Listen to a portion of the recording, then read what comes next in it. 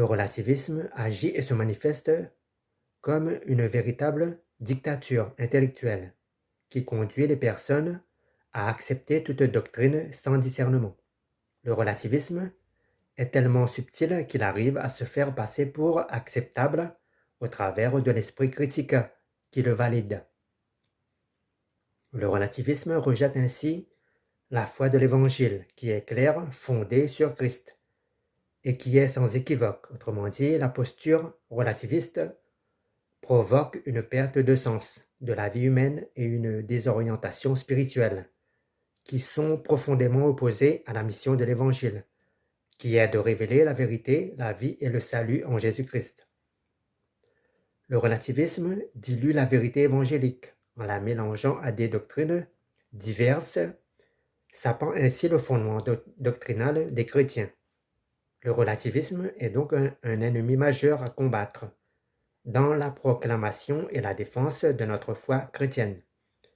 Premièrement, le relativisme est avant tout une doctrine philosophique qui affirme qu'il n'existe pas de vérité absolue, universelle ou objective. Selon cette conception, toute connaissance, tout jugement ou valeur est relatif à la personne, à la culture, au contexte historique ou à la perspective adoptée. En ce sens, le relativisme nie toute prétention à une vérité unique et immuable, affirmée notamment par la foi chrétienne dans l'Évangile.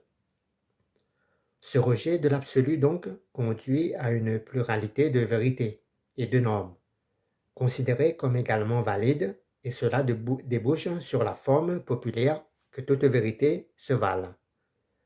Deuxièmement, il y a une incompatibilité radicale entre le relativisme et la parole de Dieu.